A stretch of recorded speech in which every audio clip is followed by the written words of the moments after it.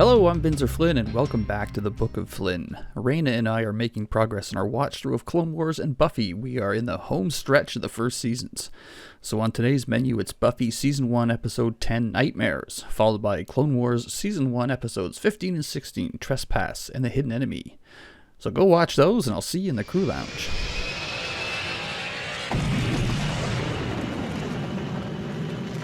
Alright, Buffy Episode 10 of Season 1, title Nightmares. What'd you think of this one? I'm going to start watching your face, because we see each other when we record these, when I say the episode name, because your face is telling, and you didn't give much reaction that time, but there was definitely a So we start off in the secret vampire church, and we start right off with Buffy walking right into Mordor, as it were. Which I was like, oh, okay, this is a surprise starting. Stake in hand, but she drops her stake. She's too scared to fight, so I was like, okay, well, this is definitely a dream. I didn't miss something. So sure enough, Buffy wakes up. Her mom's trying to wake her up for school. And they mention her father. Is this the first time her father was mentioned? That's the first time I remember. Yeah, Joss, when he was creating the show again, didn't really want parents in the mix, so I'm not surprised that this is kind of the first mention of the father of Buffy. So anyway, he's supposed to be coming that weekend. Apparently he lives in LA. While talking about parents, Willow says, "My parents don't bicker, they just glare." But what's interesting about their parents is Buffy doesn't actually know a specific reason why they split up, which is really weird, especially for a teenage girl. I mean, if your parents don't get along when you're a teenager, I mean, you kind of got an idea what's going on, at least a little bit. But no, she's clueless about why they split up, which I would feel like that's like I'd be hounding my parents for questions or something, you know? Like, it just seems like a big one that she doesn't know. Maybe at that age, but it's kind of one of those things where I understand why my parents split up. Kind of. Like, I understand the basics of it and kind of what they, have leaked out over the years. But yeah, kids aren't always as portrayed on television when they're like sitting down and letting their children know that they're getting a divorce. They don't always give them the reasons why. Like they do in television. It's just kind of like it's a between mom and dad thing. Because sometimes it's not always a good reason that would paint both of the parents in a good light. Right. Yeah, especially if there's like infidelity or something. So something tells me, Totally agree. Although it doesn't sound like they were fighting or anything. Buffy, it's not like my parents fought all the time. She didn't say that, right? Like that they. It seemed to be an amicable breakup. You don't know any of that. You don't know what anything is going on, like why that is right now. You see glimpses of it in future episodes, but the whole question never really gets answered. Anyway, moving on. So back at school, and Wendell is standing in Cordelia's light, and Xander berates him. How dare you? She's the center of the universe. Poor Wendell. I like Cordelia's retort there, where she's like, just revolve yourself out of my light.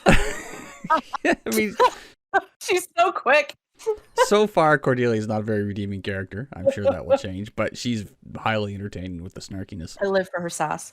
Xander doesn't remember the teacher that they're talking about until the sweater is referenced. Of course, a two-dimensional horn dog. Joss Whedon insert character. Buffy sees a creepy child who looks suspiciously like a young Joseph Gordon-Levitt. Is that him? Looked like him. It does look like him, and I don't know. There was a few kids that kind of looked all alike at that age. It's like Theory of the Nickel Creed kind of thing. It's not fucking Joseph Gordon-Levitt. It's a guy named Jeremy Foley. Jesus Christ, he's a dead ringer from at that age. Yeah. He's an American actor and director. He's best known as Billy in Buffy Vampire Slayer and something from Nickelodeon. Okay. Oh God, is that his biggest credit? That's unfortunate. Yep. Well, it is according to this quick Google response. But anyway, not Joseph Gordon-Levitt. If you told me that was, I would have believed you. But anyway, no time for that now because there's snakes in Wendell's book. Spiders. Oh, spiders. Why did I write down snakes? Jeez, you have to pot, Vinzer. No time for that now. It's spiders in Wendell's book. I could edit that out, but I'm not gonna. Anyway, the creepy kid is like, sorry about that. I'm like, all right, we got like an Omega level mutant telepath roaming around or some shit. Yeah. How did she dream him if she's never seen him, though? She's the Slayer. Good answer. At the end. Mystical powers. Back at the vampire church, the master is talking to this demon kid about fear, which this guy must just sit around and preach all day. He's oh god, he's going on again. And is it me, or does Colin also look a little bit along the same lines as the boy who they have for nightmares, as well as young Joseph Gordon-Levitt? Yeah. In the 90s, a bunch of clone kids or some shit. So, vampires in the show can be burned by a cross, but they're okay when faced with one. Like Anne Rice vampires, the same kind of. No, not Anne Rice vampires. I don't know where it's going. Anyway, but yeah, they don't shrink from a cross if they see it, but if they're presented with it, they can like be burned with it, kind of thing. Yeah, it can burn their skin.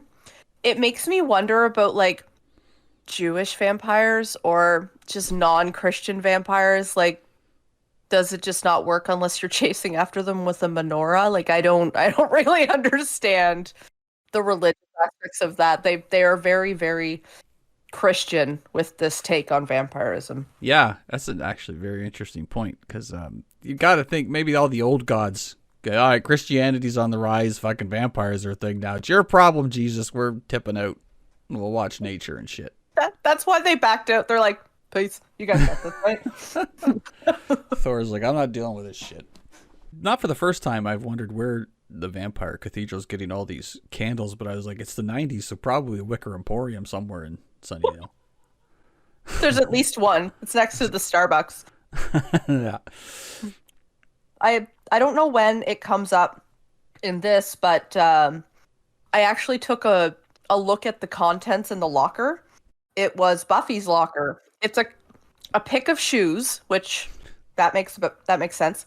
A smiley face with a clown nose, which I thought was interesting. She closes the door twice, by the way, in the same scene. Bad edit.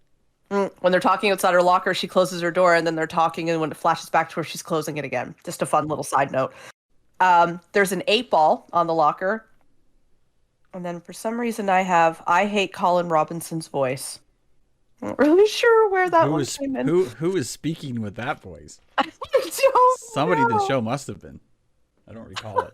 I made these notes a while ago. I did watch this episode a bit ago. I should have rewatched this to get some context to some of my notes, because I don't take as detailed plot points when I'm not the one Oh, same thing. summarizing it. So might have been the teacher. Back at the school, Willow's going off about spiders.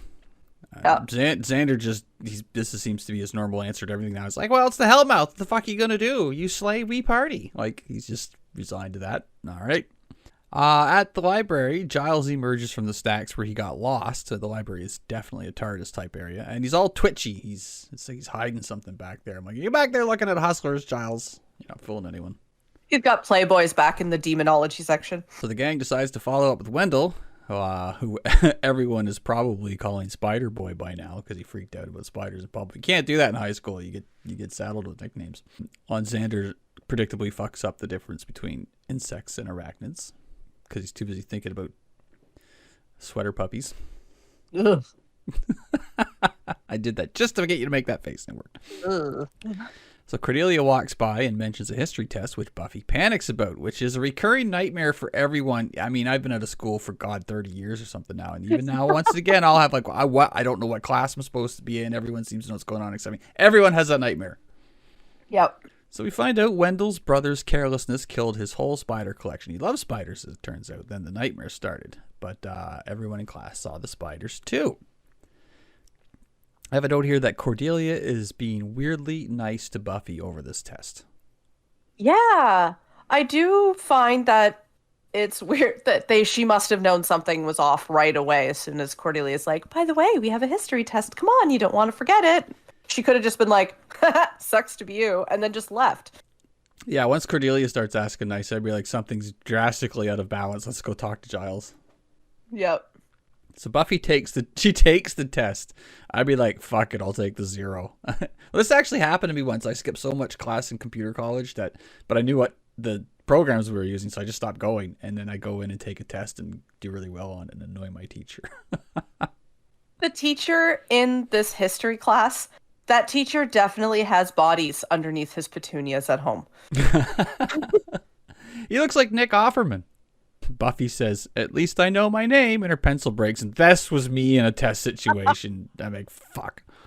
I really would have just left. Like, what would be the point? Seriously. I just be like, I was sick that day. I didn't come in. Let me retake it. I didn't see any of the questions. Why confirm I'm stupid? Give me the 0.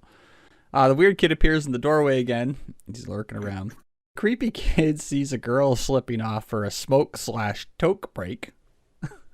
We know what you're doing. In the boiler room. That's unlocked for children. Didn't anyone see Nightmare on Elm Street? Like, forget Freddy Krueger. You could run into some angry, bitter janitor. Evil Sloth from the Goonies comes out of nowhere. "Hey, guys!" He says, "Lucky 19." And then he beats the shit out of her. So this big, evil-looking monster guy. They really had to scrape the bottom of the barrel for his his makeup because it looks half vampire. It literally looks like they took half the vampire face and just altered it. Yeah, I wasn't sure what to make out of this guy at first. Yeah, it's also insert big speech about demonizing people who don't have the typical face. Like, oh, he must be a monster. He must be scary because he looks weird. He could just be the janitor. He's like, "Get out of here." He's just, "Excuse me, I'm trying to sweep. What are you doing? You're lighting a cigarette next to a boiler room. Do you want the whole place to go up?" Like, the ugly man is really just about safety. He's like, "Get out of here. I gotta go open a kid's locker. He forgot his key." Like, he's the other new principal because something happened to Snyder at some point, I guess. I don't know. We're over at the hospital. Giles and Buffy visit the victim, Laura. She's not much help, but tells them about the Lucky 19 thing. Evil Sloth gave her shattered bones and internal bleeding. So this is a pretty serious attack here.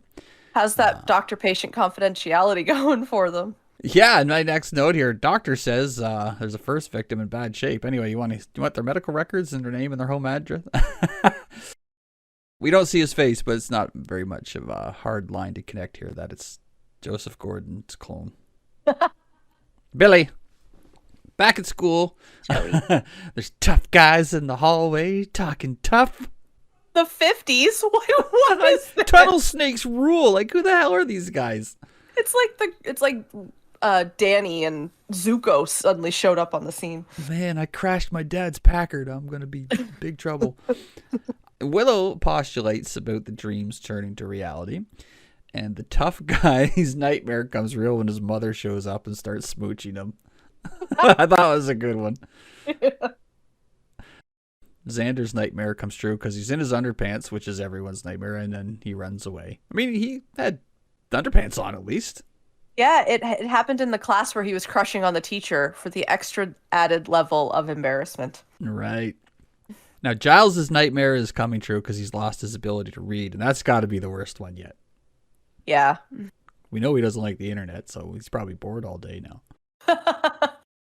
So now we get filled in that the boy is Billy Palmer. He's 12, and he was found beaten unconscious, and he's been in a coma for a week. Buffy has a great line in this scene. "What am I, knowledge girl now?" I don't know why I found that funny, but it's good. I've definitely used that line before. Giles tells him about astral forms, or asteroid if you're Buffy. Asteroid bodies! So 19 is the number on Billy's uniform, so that's lucky 19. Buffy's dad shows up. He looks boringly normal. Didn't know what to expect, but he just looks like Mr. Anybody. His name is Hank. Hank Summers, pleased to meet you. Handshake like a limp fish. So Hank takes Buffy outside and he wants to talk about why he broke up with his mom. And I'm like, oh, we're going to get some answers. And then it turns into this horrific thing where we broke up because of you. So this is Buffy's nightmare. As a daughter of divorce, I felt this nightmare. I felt this is literally like the parent who you're not living with. It is the worst fear for them to be like, we broke up because of you, because you were just horrible to deal with. Yeah, I felt genuinely bad for Buffy here. Sarah Michelle Gellar did some great acting here because she had big wet eyes. It was very believable. Oh, yeah. Nightmare Boy shows up again. So they go back to the library. They find Xander some clothes. And I wasn't, my note here, he wasn't even naked. Shut the fuck up, LOL.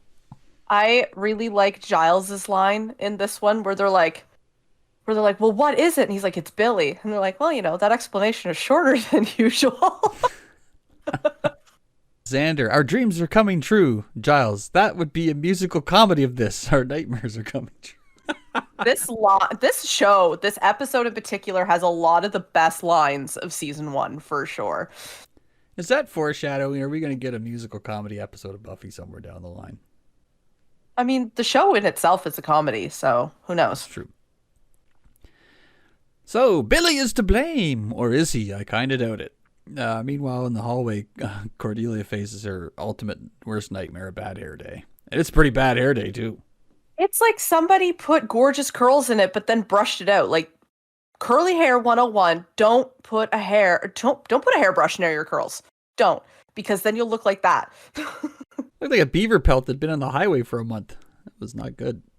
Yeah, it also really lends to, if your hair isn't perfectly smooth, it's not perfect. And it's like, she's very, she has to have her hair just so for her hair to be like very frizzy like that. It's bad that it only takes frizzy hair for her to smash her confidence. That's nightmare, is having frizzy hair. Welcome to Nova Scotia. Humidity. Buffy definitely takes place after the big hair 80s craze calmed down. It stretched into the 90s. Well, up to 94 as I recall, but yeah, not so much of it in this show. So now the scene is the school gym. Buffy follows Billy into the empty gym, and he says his memory is hazy, but he remembers playing second base. The ugly man shows up, and he just cracks Buffy one. He's a heavy hitter, this bad guy. But face kick, exclamation point. But yeah, he's giving her a run for her money, and she runs. And they block the door. Cordelia's nightmare continues, and she's dressed like an Amish and being dragged to chess club by the cast of Revenge of the Nerds. That was funny. I'm not even on the chess team. That got me. That one did get me. So Willow goes into the boiler room, another fucking brilliant idea. And then there's a hand, and I'm like, thing? Wait, wrong show. I would be so happy if those were in the same universe.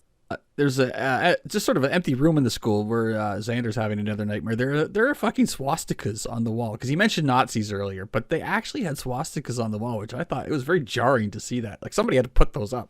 Yep. That was wild. Xander eats a floor chocolate bar. I mean, I would have too.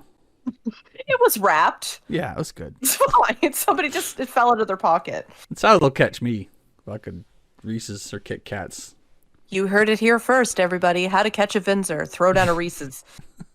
That's not how you catch a Cryas, though. No, that's Cryas repellent. If you want to keep Cryas out of your house, just line up Reese's Pieces at your doorway. It'll keep them out like garlic.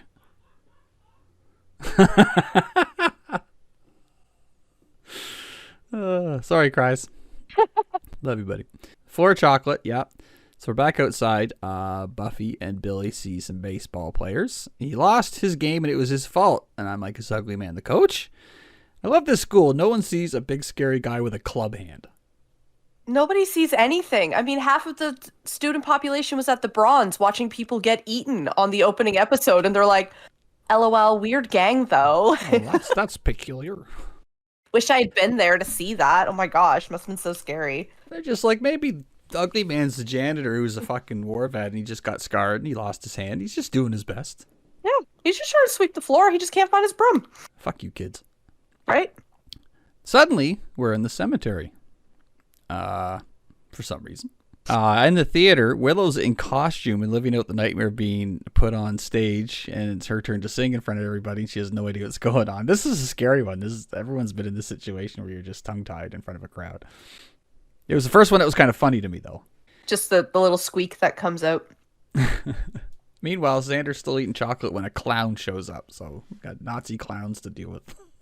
Have you heard the chocolate bar that he was talking about? He's like, oh, a hurricane. I've never heard of that chocolate bar before. Is that a U.S. thing, maybe? I don't... well, maybe it is, but it's not one I've heard of. Usually when someone says an American chocolate bar name, I usually recognize it, but I just assumed it was a one they made up. It's like a dollar store one. It's like a Meteor or something. Yep. In the graveyard, Buffy and Billy are now Team Biffy. Biffy. That's staying in. Biffy find an open grave. Biffy the Vampire Slayer. Oh my god. And episode title, go. Oh boy. All right, get yourself together. All right, the vampire boss shows up. Their first meeting, isn't it? Because he says you're prettier than the last one. So of course, I'm curious. It's the first time that they are seeing each other in person. Yeah, I'm curious about previous Slayers now. He is free because that's what Buffy's afraid of. Tosses her into a grave, buried alive, which is a big nightmare for anybody. Ooh. And this is where the episode starts to steer a little bit towards disturbing. Yeah, this episode goes dark quick. School, Xander and Willow meet back up, and here comes the clown. Oh, hi, Giles. Run. Xander finds his courage, and he fucking punches the clown out. Totally unexpected, and I was just like, yeah. Yeah, because, I mean, he's faced scarier by now. Like, okay, it's a clown. Sure, it's a killer clown with a knife, but it's still a clown. You can still punch it out. That's what you do to Nazi clowns. You punch them out. Although I do really feel, because I have a thing with mascots, if I don't know who's beneath the suit or beneath the makeup, I do have an issue with it. I don't have an issue once I know who the person is. But if I don't know, then stay away from me, please. They're trying to pull something with you. You're going to get your big furry head punched. Pretty much. Pretty much. So reality is getting fucked up. There's a portal in the middle of the street to where Buffy is. I don't even ask questions at this point already. They see Buffy's gravestone. Buffy rises from the grave as a vampire. Did not expect this. So Billy needs to be woken up, hoping they explain the nature of his powers, because he sounds like a very powerful, out of control mutant to me. Right? Like, okay, it can't be just because this happened in Sunnydale. People go into a coma all the time. Yeah. Literally. Have you seen the death population of this town? People are in the hospital all the time. Line of this scene is Giles to Willow's doubts. Willow, do shut up. He's just over it at this point. Burn. He's like, I can't read. I can't find my way around the library. My vampire slayer just turned into a vampire. Would everybody just shut up? They wouldn't even be able to read the street names or nothing. Where are we? Main Street? Do shut up. All right, so the hospital, the nightmare reality is affecting everybody now. So Giles has planned to wake up Billy, shouting. And shaking. Don't forget the... Wake up, Billy! Sorry, my question is, why hasn't Buffy burst into flame? They're in broad daylight. Seriously. Never mind that, too much going on. Billy appears in his astral form as evil sloth arrives. Meanwhile, outside, giant wasps are attacking the town, which is fucking horrifying. Vampire Buffy attacks, which is pretty scary. Yeah. Kicks Ugly Man's ass like Seabass. Ugly Man goes down. Billy pulls his face off. A flash of light. Reality returns and Billy wakes up. I wrote down here there's a Wizard of Oz Easter egg, but I don't remember what it was. I failed to write down what that Easter egg was. Oh, he was pointing at them doing the dream. You were there and you were there. Okay. Yeah. Right. So the coach shows up and he's revealed as like a child beater and he tries to run. This is by far like this is the worst. He's worse than the vampire guy. Well, because like Giles comes in, saves the day, and he like grabs them, and so does Xander. I guess he helps. But, you know, they grab him and they're holding him back and stuff. And it was a nice moment from the guys to just follow the lead, even though they really didn't 100% understand what was going on right now. This one is like real. Like all these supernatural threats, stabbing vampires is one thing, but now we got a villain who's victimized an innocent kid because he didn't pitch a good game. Like that's just fucked up human, you know, cruelty and shit. It's by far the scariest guy and villain in the show so far. And it's because it's so accurate. Because there's a stereotype about sports parents and coaches for a reason. Yeah. Anyway, it got pretty real there. So anyway, they catch him, go to jail, coach. But the big question back at school: what about Cordelia? She's fine. She's good. It's all good. A little worse for wear, but I assume her hair goes back to normal. So Buffy's real dad shows up. He's beige and boring, but he seems pretty nice. Yeah. And, Buffy's not the reason they broke up. So he seems a pretty nice guy, so that was nice. The big takeaway from this episode, I think, is that Xander is still horny for Buffy, even if she's a vampire. I think maybe even a little more. Yeah, it was gross. Because, that's all we need is the last thoughts of a female-centered show to be about what the guy thinks about her. Yeah, he very quickly erased the credit he got for punching out a Nazi clown. Made it a Nazi clown. Was it just because of the swastikas, or? Well, yeah, because he said something about Nazis earlier. So I'm just assuming it's a Nazi clown. Nazi clown, we're going with it. Nazi clowns? No way.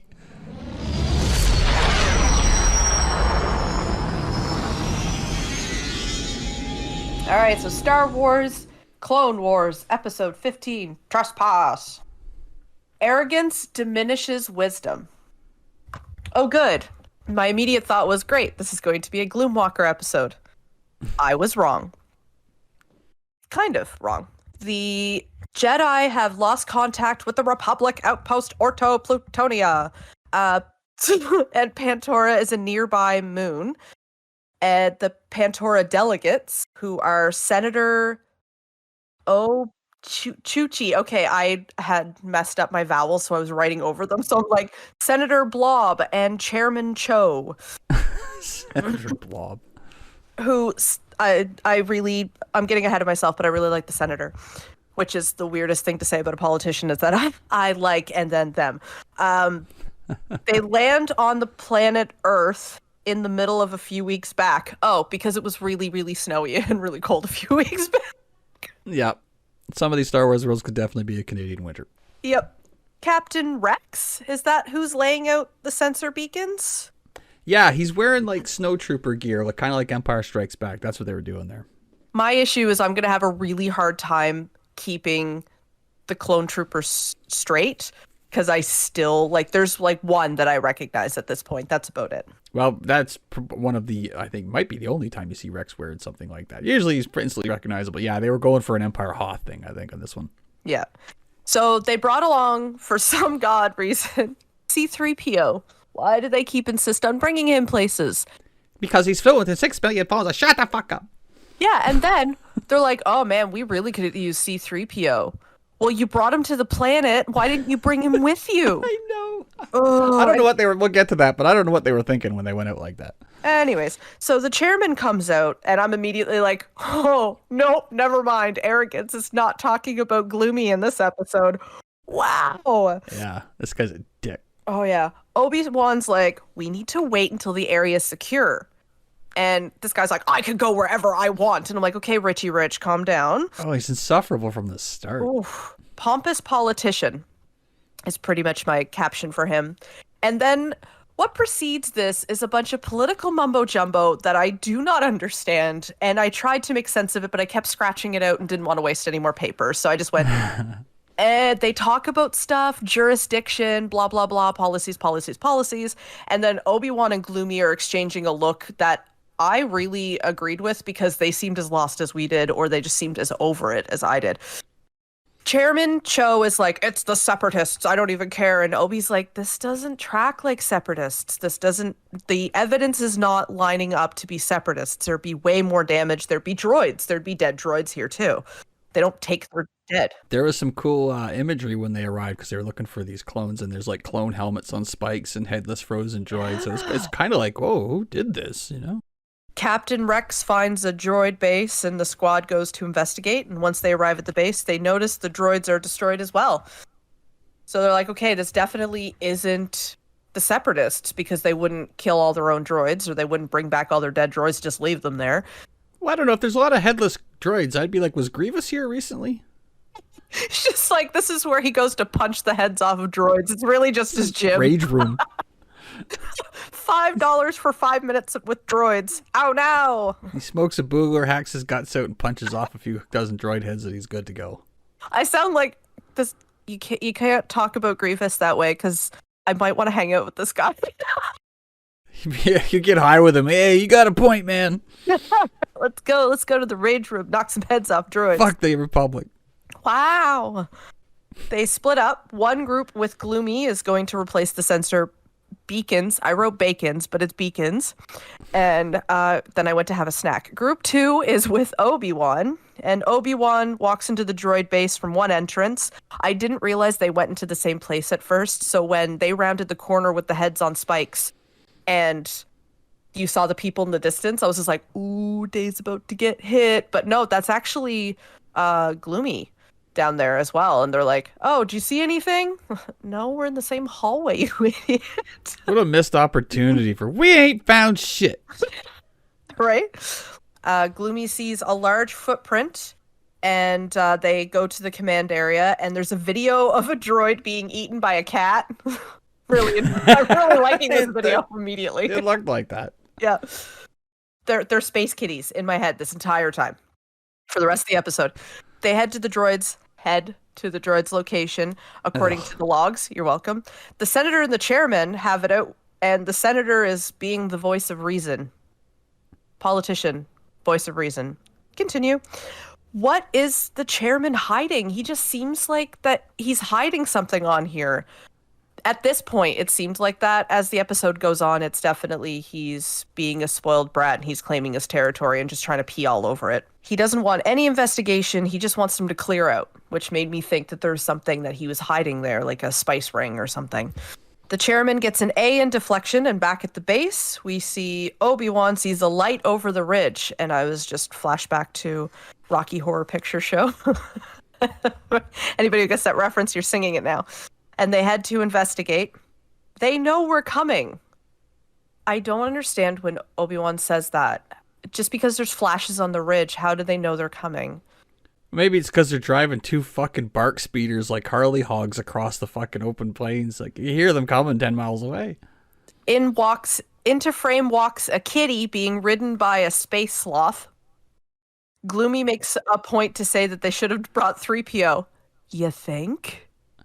Now, I have to have an interjection here because this race is called the Tals. And yes. They have one famously appeared in the Star Wars Cantina scene in the first movie. But as everyone who knows me knows, I used to play Star Wars Galaxies. And one of the things you could do in that is they had holo costumes. And one of them was a Tal. So you could make yourself look like a Tals. Nice. And there'd be 10 of us who would put those on and we'd go to the starport. And as people landed, we'd flail our arms in the air. So you'd zone in just about your business, and there's a dozen Tals around you flailing their arms. And if you said, oh, LOL, and you walked away, we'd let you go. But if you ran from us, we would follow you to the ends of the earth. So that's my time as the Tals. I really like the Tals. The space sloth, I find them the most redeeming thing about this entire show so far. Yes. They enter the hut and they sit at the fire, and they meet the leader of the Tals, I guess, in this particular faction. And Gloomy understands their communication form immediately. He's drawing, and he gets a communication with them. Like, he's good. His instincts are really good with this one. Meanwhile, Obi-Wan's trying to talk to them like they're deaf. They're like, big thing, you hear? And Gloomy's like, shut up. Like, they can hear you, they're not deaf. And it just starts drawing. Anakin conducts diplomacy through Pictionary. Which, is also tracks with his maturity level. I'm impressed they managed to set up a meeting with as much details and variables and times to meet as they did through Pictionary. I mean, well done. Yeah. And it's seems to me that the Tals have some understanding of basic, which I think is what English is called in this universe. Yes. Yeah. Yeah, so they have some understanding of basic. It's like me. I can understand more French than I can speak. I can't speak it back to you, but I can try to make out what you're saying. So I feel like it's a little bit like that. Yeah, I think the Tals are kind of like the Wookiees in that they can understand basic, but I don't think they're physically capable of speaking basic like Wookiees aren't. C-3PO also isn't capable of speaking Tals. It sounded weird coming out of his mouth later on. They get a really big bon voyage after making this meeting, and then they return to the group. And the chairman is like the know-it-all brigade. He poo-poos on the idea of like indigenous life forms on Orto Platonia. I love Orto Petunia. That band's great. The chairman is the white person who belongs to us. he like claims the indigenous life form, they belong to him. Everything on He's this planet colonizer. belongs to him. I'm just like, calm down, Columbus. Oh my god. The senator decides jurisdiction, but it's just the whole thing, again, political mumbo jumbo, and I didn't really understand. Basically, the king was having a tantrum, and that's all I got from it. You know, I think Kenobi and Anakin were, I know it's written that they have to go along with this, but I feel like they wouldn't put up with this guy being such an asshole. He's like, we're not going to let you wipe these we're not going to let you wipe these people out. And there are Jedi, I think, would have let them not even have gotten this far. Can you imagine Qui-Gon Jinn in this situation where this guy's like, we're going to kill these people? He's like, no, you're not. Like, it wouldn't be happening. Yeah, I don't understand. They're like, oh, we can't get involved and we can't interfere, but you're going to let an indigenous species get wiped off the planet because of bureaucracy? Kenobi laid down over it. I mean, he gave Chuchi the option to contact the Jedi and kind of go around procedurally, but I mean, what was he going to do? Stand there? Well, I mean, they kind of did stand by while a lot of Tals got killed because of this asshole. I thought it was fucked up. Kenobi would never let that happen. Bad writing. No, I didn't agree with any of this. It didn't seem like the Jedi were written the way that they would have, because if Yoda was there, I really don't think he would have. I don't think he would have stood for that either. He would have he wouldn't have let one of them die. No way. He would have backwards talked one of them into seeing reason, for sure. See reason, you will. I mean, at one point they make that parallel so obvious that he actually refers to them as savages, which I thought was disgusting. I mean, yes, we got the point. He's Columbus. Can we just not, please? Like, we just. Chairman Cho I was done with him quick. Yeah. Yeah. So the droids attacked them, and the special squad that the chairman had with him as his protective detail went with them. Did Rex ever get the raw deal in this episode? Like, he had to protect this guy and he didn't want to be doing this, and Rex was in a bad spot. Yeah. But the droids also get eaten by the good kitty. The good kitty eats more bad guys. Yeah, I like their mounts. I don't know if I've ever seen those before, but they were pretty cool. I want one. Wrong time, wrong place is pretty much the Republic troops, because they weren't meant to be caught in the crossfire. The droids ended up attacking the Tals, and the Republic just happened to be there, and the Tals was like, I don't know who the good guy is. So they just blast everybody. I just realized the more of the show you watch, and Rebels and Bad Batch and everything else, you are going to become so radicalized against the Empire and everyone like I am. Like, fucking after watching the Kenobi show and Andor, like, I am so anti-Empire now, it's not even fit. Are you kidding? This is making me more anti-Jedi as I go through. I have my thoughts on the Jedi. Yeah, the movies get you anti-Empire. The show is getting me anti-Jedi. So they head out to make the meeting, and the chairman just wants them dead. The chairman just wants everybody dead. He doesn't care. As long as he gets his completely barren, doesn't want to actually be their planet, he wins. There's got to be precious gems or minerals or something he's after on that planet. That smells like mining plans, right?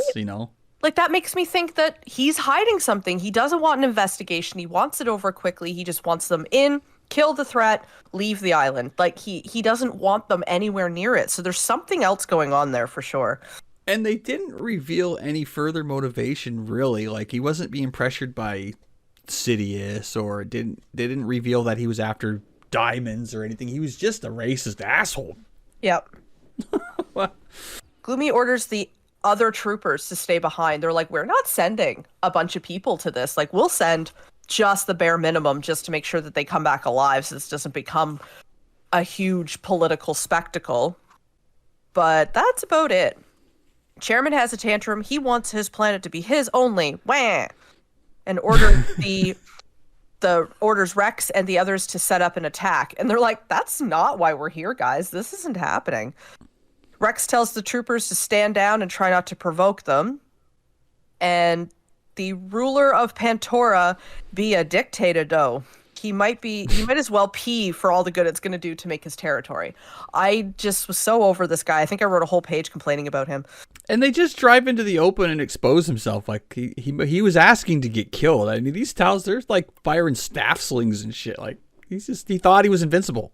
Yeah, he really was lucky to walk away from that at all. Tai Sen? Is it Tai Sen or Thai Sen? Thighs? Tyson, yeah, the towels. I think it was Tyson. I'm Tyson. gonna I go with didn't write the name thighs. down. He, and he understood what the chairman was saying without C3PO interpreting at all. Like, Seems so, yeah. because he understood body language, because a lot of Tal's language is probably reliant on body language and Well, that's a pictures, good point. right? So, because there's a lot more to language, even in our language, that's body language. The Twi'lek have a whole sub language they use by moving their Leku, their head tails, and it was the one language that I couldn't learn playing that old MMO, and so they'd be talking to each other, and I'd be like, hey, no talking about me in Lecky when I'm standing, but it's just head tail movements. But yeah, an example of that. Oh, that's cool. Tyson is like, leave her, it's war, and the chairman doesn't want to give up his shiny little planet. The senator is over listening to the royal high horse and plots to inform the speaker of assembly so that they can overrule him and give Jedi jurisdiction. I hate jurisdiction. I really do. Like, if somebody just being limited by boundaries of where you can live, what you can do, it's just the whole thing is. There's going to be a lot more episodes that get you upset about this sort of thing. Yeah. Tantruming child is heading to what he believes is a first strike, and Captain Rex is like, this is not how that works. Nope, not how it works. Poor kitties are whinging. I really hated the scene. I didn't like the scene at all. The Tal's body count becomes disturbing. 11 dead and more wounded.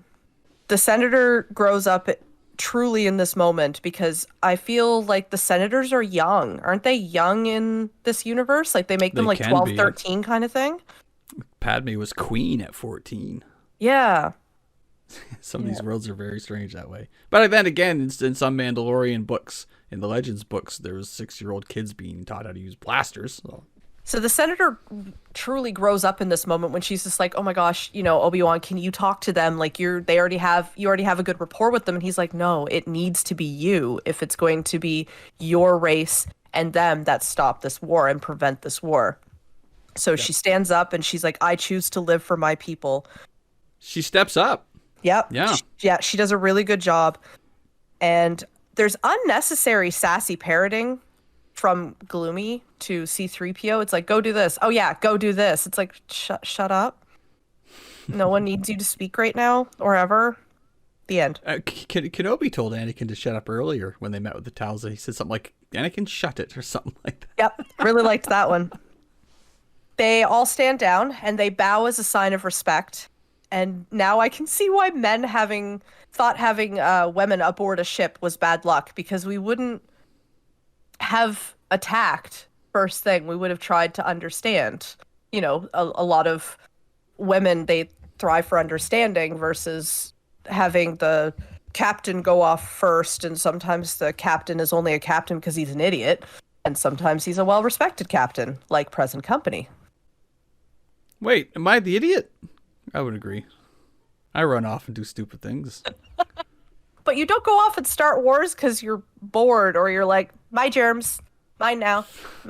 Flints don't start shit, we finish it. It's right. Obi-Wan says, make it last, as parting words to Senator Chuchi. She learned more from Obi-Wan in this day than Gloomy did in the entire time that he and Obi-Wan were together. Yep, I am not worried about Chuchi. No, she's great. The Tals, they were actually super reasonable through the whole thing. They were basically being invaded. Well, not basically, they were. They were being invaded. They were being slaughtered by a fucking racist garbage person. And they fought back. And they could have kept the war going, but they listened to reason. They were willing to make peace. Like, the Tals are clearly an honorable race. Well, they also probably saw through all of the body language and what limited knowledge they already had of basic. But they probably saw that everybody was not on board with this guy, and this was the actions of one man versus the actions of an entire race, because they saw the hesitancy from everybody except for the chairman and his private guard. Great point. Did you like this episode? I did, because there were kitties. You're going to love Rebels because the Lothcats are a thing. Yeah, I really liked the space kitties. I really like the Tals. I'd be down for seeing more of the Tals. I only wish I could find a video somewhere of us flailing at people as they landed in the starport. It's like the most ridiculous welcome wagon ever, but it was fun. And we've done some weird welcome wagons in our day. Episode 16, The Hidden Enemy. Truth enlightens the mind, but won't always bring happiness to the heart. The hard truth over an inconvenient lie. Or no, a convenient lie. Comforting lie. My question is, and it took me 16 episodes to think of this, who are they quoting? Yeah, who's saying this stuff? They're not attributed to anybody. Who are they quoting? It's not Yoda, because it would be like, won't always bring us happiness to the heart, truth won't. I don't know. Seriously, this could be a spice head in a back alley in Mos Eisley. Who knows? Somebody shout out a good quote. The mailman down here got a good one. It's like when the Life of Brian, where Brian accidentally has to start preaching. Don't judge others. Oh, like he starts just giving out these really generic platitudes. That's what's happening here. Don't eat yellow snow. My wisdom for you. Imagine that at the front of the episode, stuff like that, but with the dramatic music over it, and then it just doesn't explain anything, just launches into this time on Clone Wars, but it's like, and then it's like, dun, we're at dun, dun, don't eat the yellow snow. That's good advice. Yeah, they should have ran that one before the talls. It would have made more sense. If you're on a world with talls, don't eat the yellow snow. We're on Christophasis. Boy, I'm going to butcher that every time. I think Crystal Palace was taken. This is a very crystal-y world. I have the Crystalist people ask Jedi for help. So naturally, Abbott and Costello are on it. Rex and Gloomy are on site and wait. And Obi-Wan is in viewing range over at the next tower building. Yeah, oh my god. The start of this, I mean, the premise of the episode is starting off, they're helping this planet, they're setting up an ambush. But it goes awry so easily. Yep, the ambushers become the ambushees. The droids literally split up, and everything is in total disarray. There's no backups, no fallbacks. It's just like, wait a minute. This sounds like a Gloomy plan for sure. Droid of Harry and Marv's. I'm gonna call them 110s. If you know, you know. It's a resume term. You write 110 on a resume because if you join the top of the first one and the bottom of the second one, it becomes no. Whereas a 435 on a resume is called a yes. I think I've sent out a lot of 110s in my day. So I'm gonna call them 110s because no. I understand the urgency at which he had to act to get to Obi-Wan. However, gliding over a troop of battle droids with 50-50 accuracy for a long enough time is going to get some of your squad shot down. It just seemed really unnecessary because, again, they do not have the abilities to deflect the laser blasts like he does. And a clone does die in the attempt when they cable over. Yep, exactly. We got a couple other clone names so far. One I saw in the subtitles was Gus, Clone Gus, and a pilot called Hawk. Sweet. We watch Gloomy very unnecessarily risk everybody to go on an improv zipline. He actually said improv. That's not me taking a stab at him. I thought that was a very glib line after a trooper just died. He's like, how'd you get over here? I improvised and I got fucking Bill killed. Like, except he probably doesn't even notice. He's like 1, 2, 3, 4, 5. Weren't there 6? Whatever. Yeah. There's more of yous. We're gonna get back to that particular subject in a few pages. Yeah. Yeah. So the droids take out one as they cross. They cross. They make glib comments, and they get to look at one of the droid heads, and they see that there's intel that they shouldn't have on the droid about their plan. So they finally realize that the Space Force is going behind enemy lines to take out the threat, while Rex? Is Rex there with them right now? Yes. Okay. Well, Rex and Commander... Is Commander Cody in this one? Yes, it's Rex and Cody are the blue and yellow guy. They just don't have their helmets on, but yeah, Rex is blonde and Cody has that antenna on his shoulder. Excellent. Cool. I did figure these two out. So they're going to stay behind to find the mole. Oh, quick aside. How about the clone who literally ripped the head off that droid in the first place? He's like, we're losing. We're pinned down to the roof, but I'm going to rip this guy's head off and take it with me. And he does. And I don't even think that was Rex or Cody. That was just like fucking some random clone. He's like, I'm going to take this guy's head off. Yeah, Gus did good. After carefully explaining their plans, they realize that a comm link has been open the entire time. Why didn't that beep earlier? Why didn't that beep? Why is it beeping now? Is it like a 30-second thing? Like, oh, it's like you left something in the microwave and it sends you a reminder beep every once in a while? Like, oops, you left a comm link off. 2 generals, a commander, and a captain are having a high-level intel meeting, and there's a fucking phone off the hook. Like, come on, guys. Right. What? But why didn't it start beeping right away? I don't know. Yeah, plot. Ugh, plot devices. Can't. They see someone running away down the hall, and they go to pursue, and they meet up in the middle, and they're like, okay, well, if we didn't meet him, then he must be in this one door that's on this giant entire roundabout, I guess. Open it up, and it's just a cafeteria full of clone troopers, and they're like, oh my gosh, it's one of us. Dun, dun, dun! You gotta be figuring, like, oh, we're looking for a clone spy. Fuck! That's gonna take all day. Yep. Droids are blocking the communicators so they can't get that information to Obi to say that, hey, it's one of these guys. R2-D2 does his hacking thing to find who the mole is.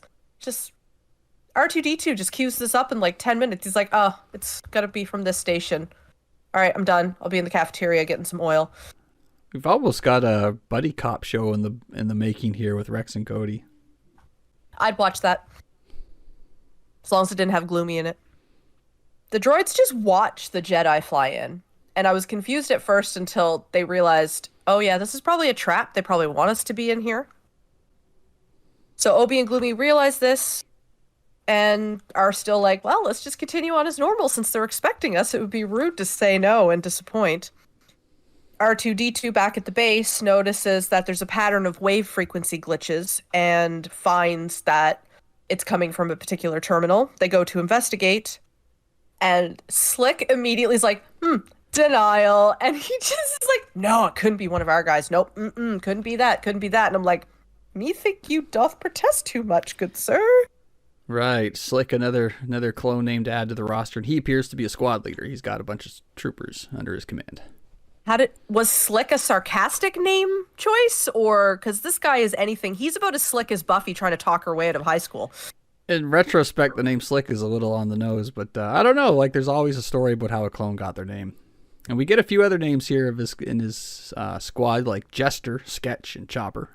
The Space Force rolls up to the front door of the building that they're the Separatist headquarters or something that they're heading to. Whatever they're building, they've commandeered or something. Yeah. Back over at the base, because this flips back and forth a lot, so I'm going to say at the base, and then I have another name incoming for where we are. It's going to change a little bit, but you'll get the gist. Slick's in denial, and he calls all of his men in, and he's like, I'm going to flat out tell them. and I'm immediately like, maybe you shouldn't tell the mole that there's a mole, but then I was like, then again, they just told him, because there's no way he's not the mole. I had him pegged right from the beginning. I didn't suspect Slick at first. I didn't. The way that he was like, no, that couldn't have been. Let me sit down and talk to these guys first. I'm like, that's a little.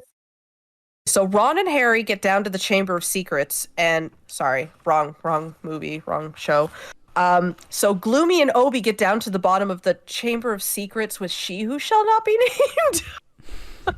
Lady V is down there. And it's disgusting how much they flirt in front of Gloomy. It's really gross, this entire thing. Yeah, they're like really flirting with each other. Like, is there a canon history of them like going at it or something? Or is this just the foreplay? Kenobi has, depending on which source you use, he's had several romantic entanglements, some of which we will cover in Clone Wars. But I don't know. I find Obi-Wan being flirty like that, it comes off as fucking weird for some reason. Obi-Wan seems really strange in the last couple of episodes. They don't seem to be writing him true to character. I don't know. I feel like him and Gloomy are like switching a little bit. Like they're like, oh man, we can't make Gloomy the misogynistic a-hole all the time. Let's roll it over onto Obi-Wan every once in a while.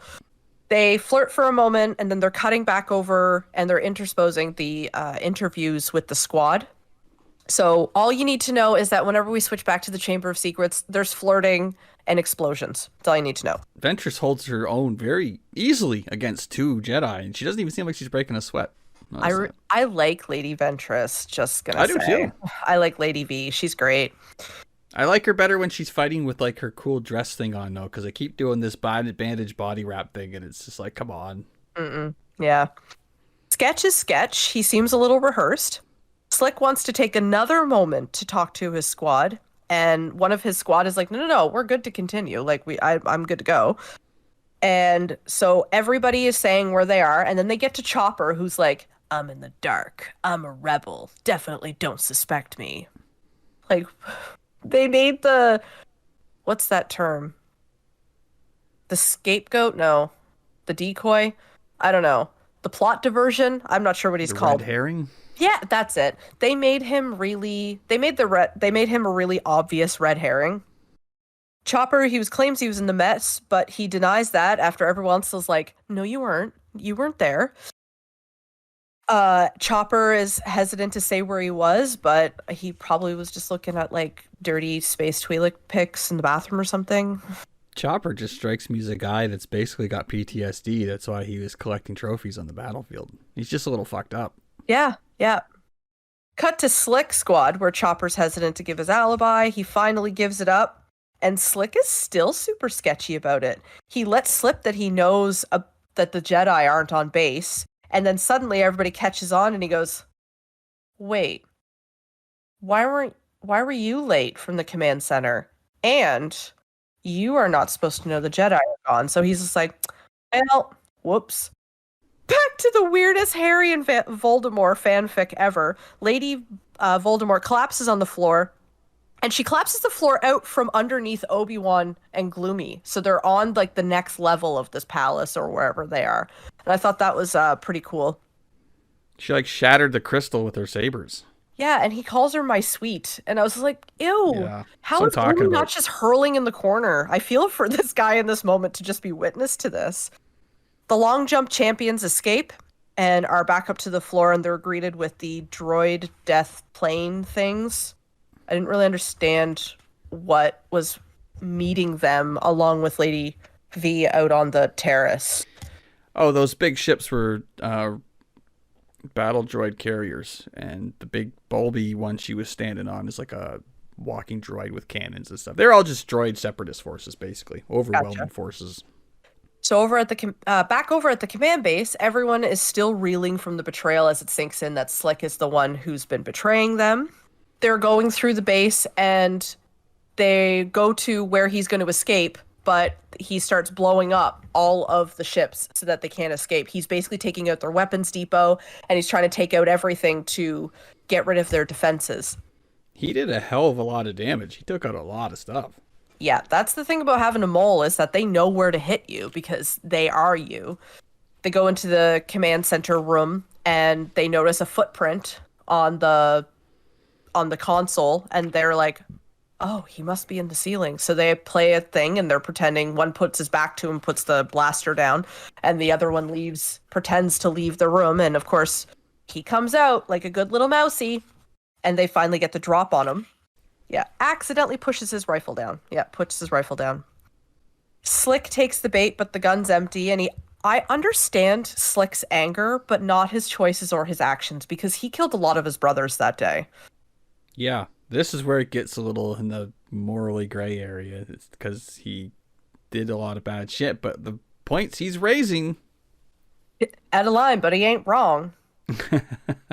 He really should have he should have done something to only target the Jedi, because that's really who's weaponizing him and his brothers, is the Republic and the Jedi. Like, he put his anger in the wrong place. You should not attack your brothers. You should attack up your brothers. You should recruit your brothers to this cause and overthrow the Republic overlords. Now, we know the clone army was created via Sidious's plans. So, I mean, that was morally terrible anyway, but when presented with this clone army, and I know they had to deal with these separatists and stuff, it's so frustrating because it's all manufactured war. But the Jedi had no problem using this. Here they are, we're using, and that becomes so morally fucked up. It's like, I know they're doing what they think they have to do to win freedom and stuff, but I mean, they're putting all these innocent clones into the meat grinder. It's fucked up. At one point, Obi-Wan's like, the fight goes on. And that's an oddly callous response from Obi-Wan. I quite often find Obi-Wan quite cold, and I don't know. It's funny because he seems to be lacking in humanity so much, but I mean, then he does stuff like looks after Luke and shit like that. He's a weird character to me sometimes, but he does come off with that very cold aristocratic feel sometimes.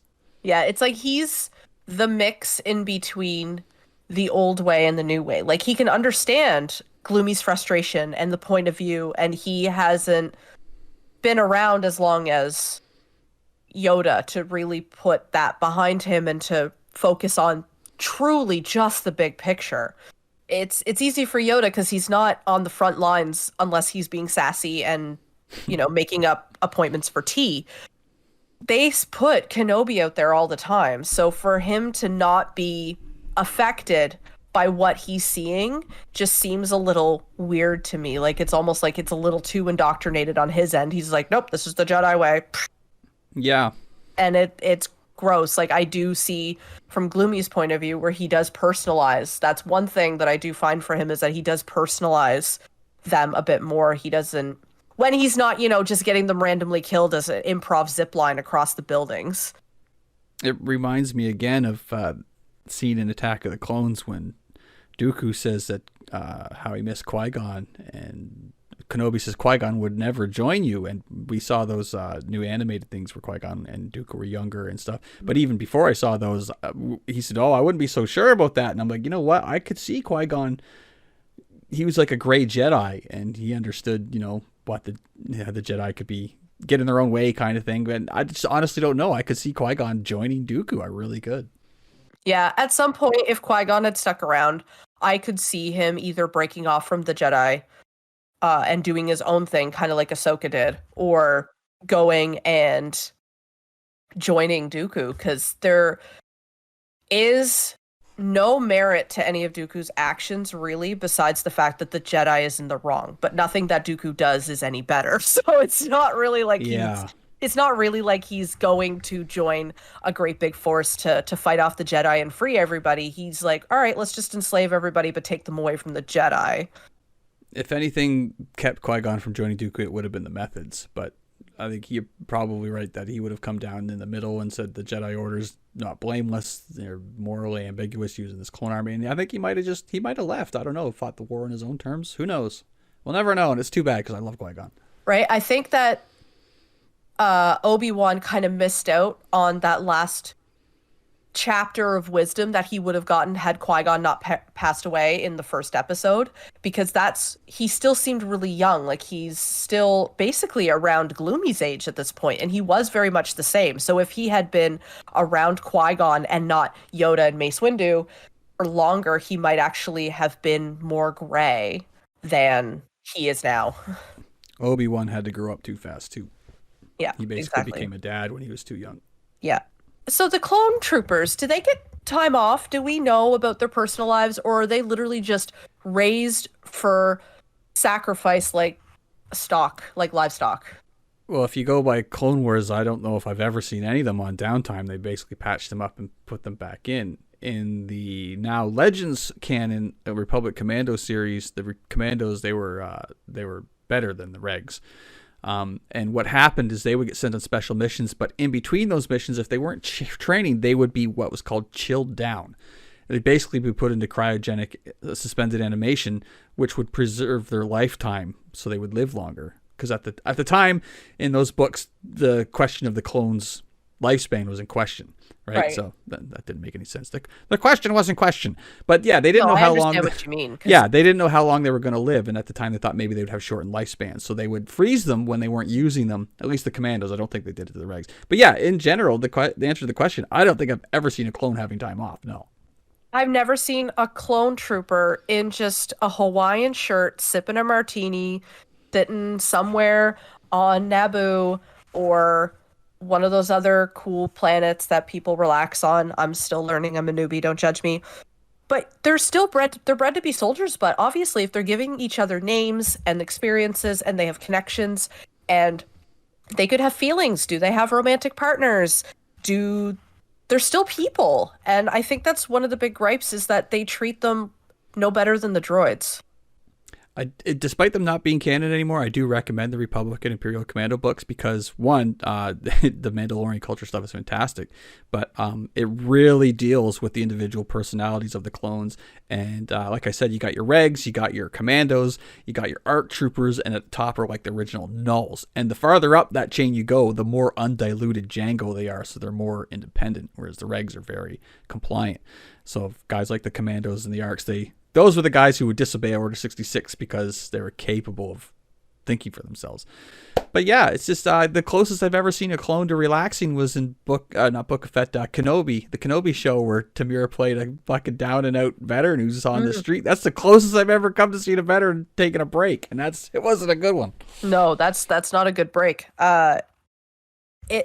I guess it makes sense because as they would have filtered them down, they would make them more and more compliant and strip away more of that independence. So they would be completely taken over by the system to be like, yep, this is our job. This is why we're bred to be here. It's like in Doctor Who with that war that only lasted like 7 days. The Doctor's daughter with the 10th Doctor. Yeah. Where they have soldiers that they come out and they're ready to go. Obviously a little bit faster of a process than in Star Wars, but they come out and they have all of the knowledge that they need and they don't even need training. They're just ready to fight. And yeah, it's like that, but I don't know. It's just, this whole thing isn't sitting right with me and it really doesn't make me like the Jedi anymore.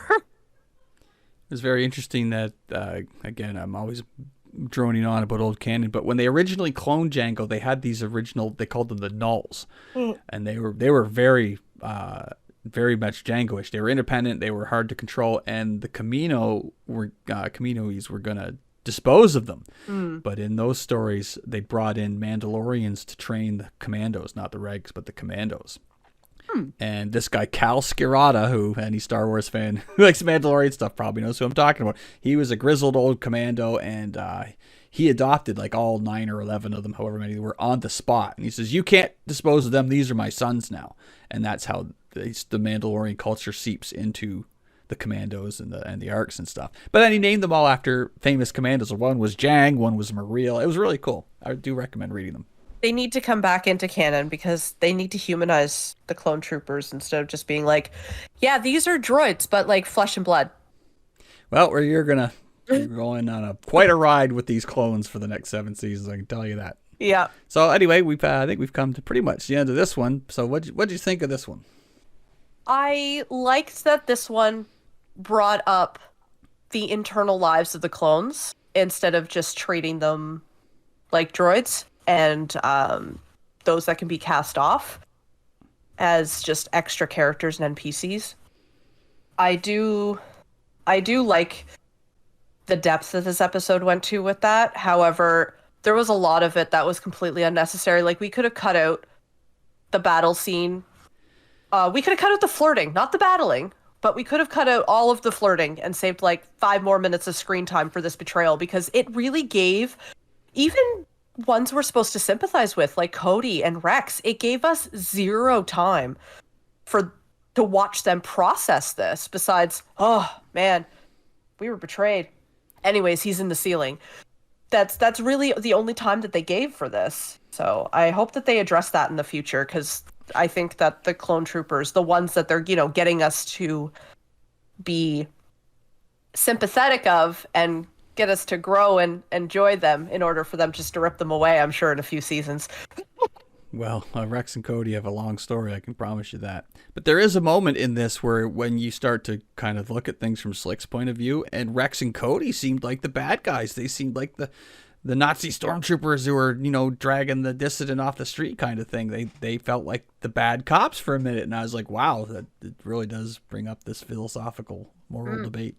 And they really don't give any space to them for them to process that they just dragged somebody who they grew up with, who was their friend, because they seemed pretty close, to drag them off and throw them in a cell for betraying them and killing some of their brothers. Like they have no time to give the clone troopers and to humanize them at all. And Rex and Cody aren't going to have time to process that. They'll just go to the next mission. You got to think, all right, okay, well, all this happened. I got no time to think about it because we have to go do something else where Anakin's going to get a couple of us killed. You got to think, I mean, if they weren't bred to be compliant the way they are, you'd have to, if they were normal soldiers, they'd be like, fuck this. This Jedi's getting me killed. The whole breeding for compliance thing makes a lot more sense and helps me swallow this a lot more, because looking at this from a clone trooper's point of view, if it's me being in there and not somebody who is bred for complacency, is why am I here right now? This offers me no benefit. I'm literally a tool that they can use and dispose of at their leisure. So bye. And I would defect 100% if I was in these guys' shoes. I wouldn't betray my brothers, but I would totally defect. Imagine that you're the Camino and you're like, all right, we need a really good soldier template for these clones. So you pick a Mandalorian. Well, I may know there's a lot of questions about Jango being Mandalorian now, but whatever. You pick a kick-ass fighter. Yeah. And you clone him, but you need all his skills and abilities and natural whatevers, but you have to suppress his fucking independence to use them like that. There's something wrong with that. It's just all kinds of crazy. Yeah. But anyway, I like this episode too because I like anything that is clone heavy, or better yet, if the show's just with the clones, like Jedi, we get Jedi stuff morning, noon, and night. So I like clone stories. It was like when I was re-listening to some of the episodes to get some past points. I remember thinking very favorably of the episode with just the newbies at the base, and they have to deal with it, and there's like little to no Jedi action whatsoever, and it was a very nice, refreshing episode. I can promise you will be seeing Fives and Echo again. I think you're gonna like the Bad Batch when we get to it too. If you like individual clones, you're gonna like the Bad Batch.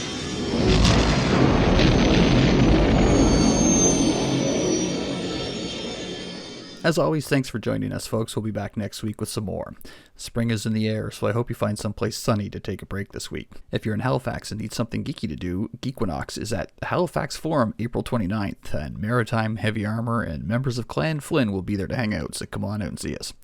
Until next week, this is Vinzer Flinn signing off.